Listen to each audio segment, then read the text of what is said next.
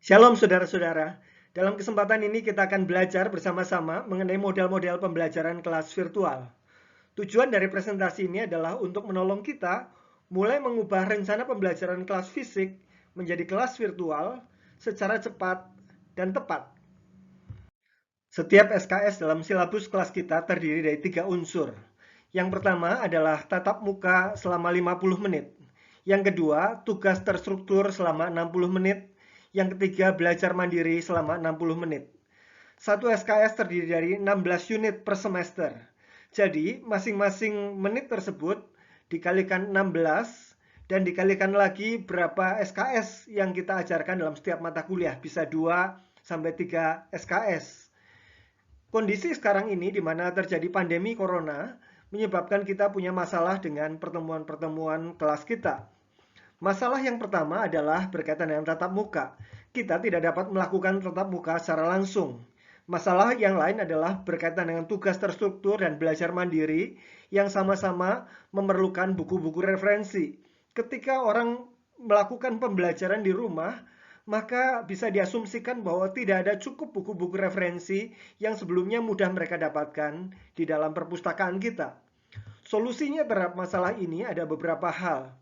Berkaitan dengan tatap muka, kita sekarang berada dalam masa di mana ada banyak teknologi, informasi, dan komunikasi yang memungkinkan kita bertatap muka secara virtual pada waktu yang sama. Berkaitan dengan buku-buku referensi, maka kita bisa memberikan solusi dengan mengkoordinir pembelian buku-buku yang pokok atau menolong para mahasiswa kita dengan scanning buku-buku kemudian dikirimkan melalui email. Bisa juga mencarikan sumber-sumber di internet, menggunakan e-book, menggunakan soft copy dari bahan-bahan yang diberikan, maupun memaksimalkan penggunaan e-library. E-library yang ada misalnya dari Perpustakaan Nasional, dari ProQuest yang juga bisa diakses dari Perpustakaan Nasional, dan dari EBSCO yang kita sudah berlangganan dalam bentuk jurnal maupun buku-buku elektronik lainnya.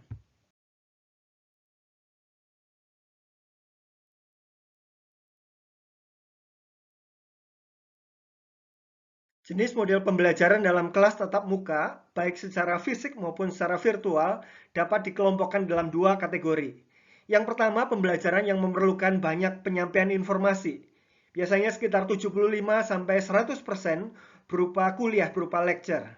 Dan jenis kedua adalah pembelajaran yang memerlukan banyak sekali interaksi, 0-50% berupa lecture, dan selebihnya antara 100-50% berupa interaksi antara dosen dan mahasiswa atau sesama mahasiswa. Pertama-tama kita akan melihat beberapa model pembelajaran kelas virtual yang memerlukan banyak penyampaian informasi. Sambil Bapak Ibu Saudara sekalian mengikuti penjelasan, mari kita mulai memikirkan model manakah yang paling cocok nantinya dengan subbagian tertentu dari silabus mata kuliah yang kita ajarkan. Model pembelajaran pertama adalah model narasumber tunggal. Kita memilih model ini jika mata kuliah yang kita sampaikan memerlukan banyak sekali penjelasan. Dan di dalam penjelasan-penjelasan itu kita ingin memberikan penekanan-penekanan tertentu yang para mahasiswa tidak akan dapatkan hanya dengan membaca buku atau melihat sumber-sumber lain. Kita sendiri perlu menyampaikannya dengan jelas dan lengkap dengan penekanan-penekanan. Ketika kita menggunakan model ini, baik secara offline maupun secara online, kita bisa menambahkan tanya jawab di bagian akhir misalnya, atau diskusi media kita masukkan di tengah-tengah untuk memperkuat penyampaian materi yang kita berikan. Metode pembelajaran ini jika dilakukan secara virtual, memungkinkan penggunaan semua file, semua media, semua website yang kita ingin gunakan di dalam penjelasan-penjelasan kita. Kita bisa menggunakan sarana-sarana pengajaran yang lain-lain, dan kita tinggal menampilkannya di dalam screen kita melalui screen sharing. Bagaimana cara menggunakan screen sharing itu? Bapak Ibu bisa melihat link pada pojok kanan atas di sana. Bapak Ibu akan dituntun langkah demi langkah bagaimana melakukannya. Model pembelajaran yang kedua adalah narasumber panel. Seperti yang pertama, bedanya yang kedua ini adalah kita bukan hanya menjadi narasumber satu-satunya, tetapi kita melibatkan narasumber-narasumber lain yang bisa memberikan sudut pandang yang berbeda, bisa memberikan aspek yang berbeda dari bagian kuliah yang kita sampaikan. Dengan virtual meeting, salah satu hal yang luar biasa adalah kita bisa menghadirkan para narasumber itu meskipun mereka berada di tempat yang terpisah jauh, di dalam maupun di luar negeri. Kita bisa menyampaikan bersama-sama dengan model diskusi panel atau satu persatu setiap narasumber. Model pembelajaran berikutnya adalah model penggunaan media audiovisual. Kita menggunakan model ini jika kita hendak mempergunakan sumber-sumber yang sudah begitu kayanya tersedia di dalam internet. Kita bisa menggunakan animasi, misalnya film pendek, ceramah, atau sebuah diskusi yang ada di sana, kita pakai dan kita masukkan sebagai materi kuliah kita. Bapak Ibu Saudara sekalian, jika ini sumber yang kita pakai adalah bahasa asing, pastikan ada subtitle bahasa Indonesia atau kita mempersiapkannya sebelumnya. Virtual meeting memungkinkan kita menggunakan media audiovisual ini dengan sangat leluasa di dalam kelas-kelas virtual kita dengan cara share screen. Jika Bapak Ibu menggunakan audiovisual untuk pengajaran, maka pastikan secara suara dan secara gambar itu bisa tersampaikan dengan jelas dengan cara Bapak Ibu aktifkan share computer sound dan aktifkan juga optimize share for full screen video clip. Caranya Bapak Ibu bisa ikuti pada link tutorial yang saya sediakan. Kita sudah belajar model-model pembelajaran kelas virtual di mana sebagian besar waktunya kita isi dengan penyampaian informasi sebagai dosen. Kita sebentar akan masuk dalam model-model pembelajaran di mana sebagian besar waktunya justru diisi oleh aktivitas dan interaksi dari para mahasiswa. Yang pertama dari model interaksi ini adalah model diskusi tanya jawab. Kita pakai model ini untuk kuliah dengan bahan bacaan atau media yang sudah kita berikan kepada para mahasiswa yang sudah mereka pelajari sebelumnya. Jadi ini bentuknya flip classroom. Sehingga ketika bertemu dengan kita secara virtual, maka yang kita lakukan bukan lagi mengajar karena mahasiswa sudah mendapatkan materi sebelumnya. Yang kita lakukan tinggal diskusi. Diskusi adalah percakapan yang kita sendiri sebagai dosen yang menyiapkan pertanyaan-pertanyaannya atau dalam bentuk tanya jawab. Mahasiswa bisa bertanya apa saja berkaitan dengan bahan yang mereka terima. 100% waktu pertemuannya bisa kita pakai untuk diskusi atau tanya jawab ini. Virtual meeting memungkinkan kita melakukan diskusi baik dalam kelompok besar, dalam main session, maupun kita split dalam diskusi-diskusi dalam kelompok kecil. Kita menggunakannya dalam Zoom fasilitas breakout rooms. Link berikut ini Bapak Ibu bisa lihat untuk tahu bagaimana cara menggunakannya. Model selanjutnya adalah presentasi mahasiswa. Kita menggunakan model ini jika kita memberikan tugas kepada mahasiswa untuk membaca satu bagian tertentu yang dibagi di antara mereka baik secara individual maupun kelompok, dan waktu bertemu mahasiswa bisa mempresentasikan secara bergantian.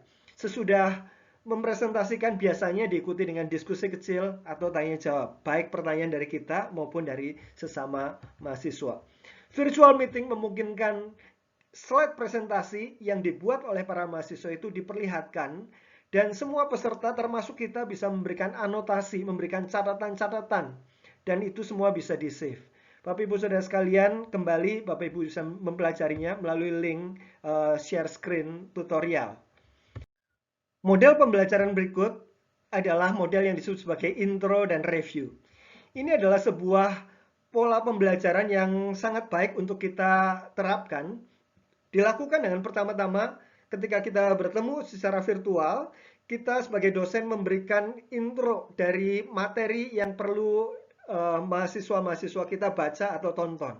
Kita memberikan intro, penekanan-penekanan mana yang penting, dan baik jika kita menyiapkan pertanyaan-pertanyaan yang perlu mereka jawab ketika mereka membaca.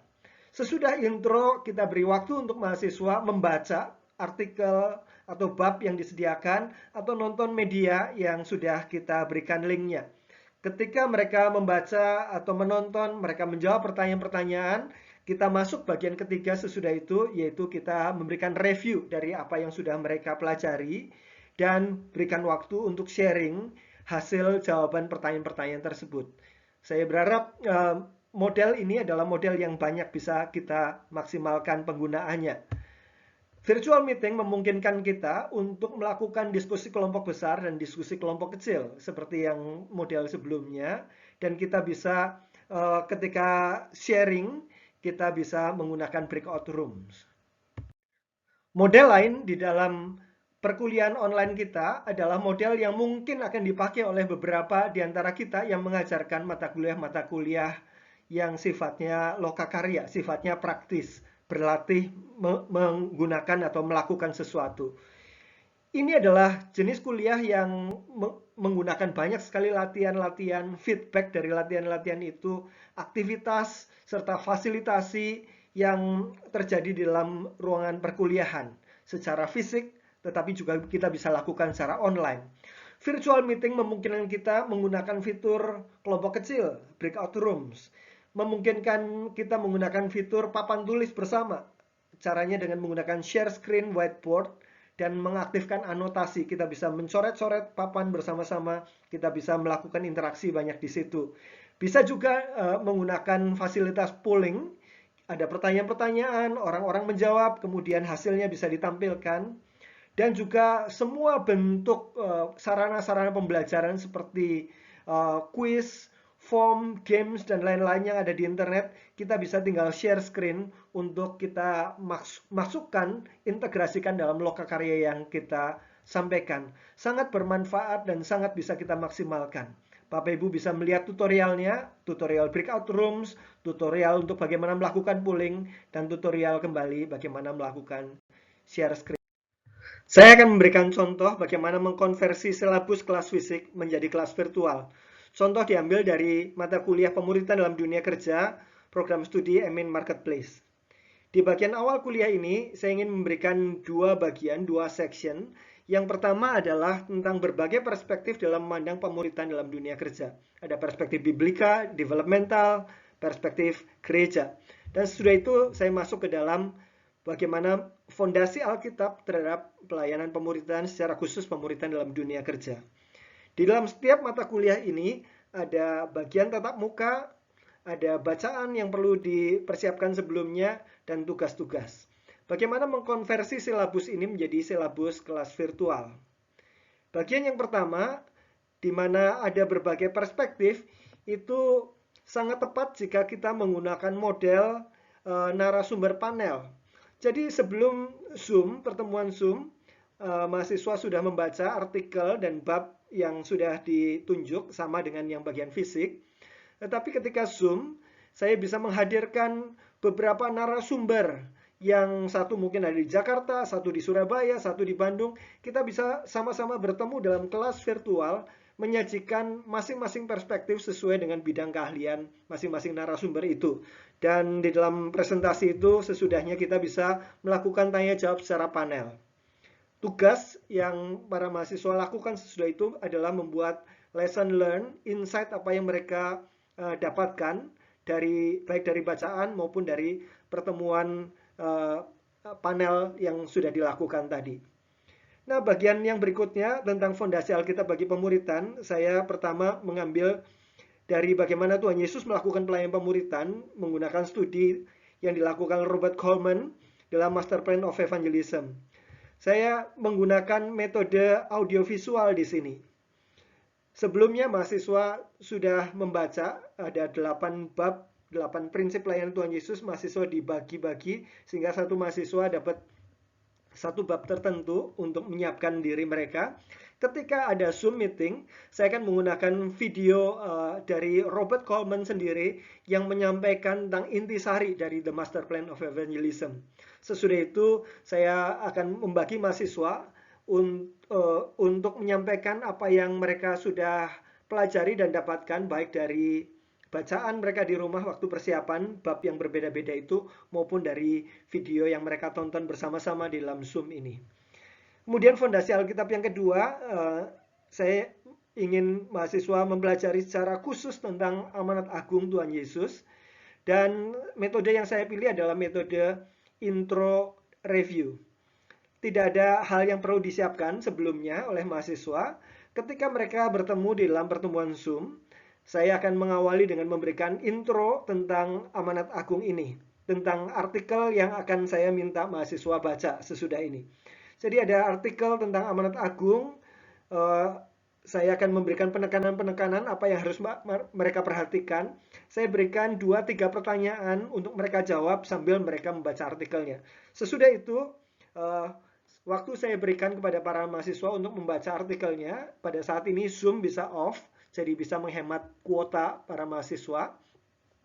Kemudian setelah waktu yang ditentukan, kita kembali lagi berjumpa di dalam Zoom. Saya akan mereview apa yang sudah mereka baca, dan sesudah itu saya akan memberikan kesempatan untuk setiap mahasiswa membagikan hasil jawaban pertanyaan-pertanyaannya. Dari jawaban satu orang bisa disambung oleh orang lain, dan itu bisa bergulir menjadi diskusi, pertanyaan-pertanyaan, dan lain-lain. Itu model intro dan review. Fondasi Alkitab yang ketiga, saya membawakan tentang transformasi rohani di sana. Saya ingin para mahasiswa bukan hanya belajar tentang domain transformasi rohani, tetapi mereka melihat apakah mereka sedang bertumbuh secara rohani atau tidak. Maka metode yang saya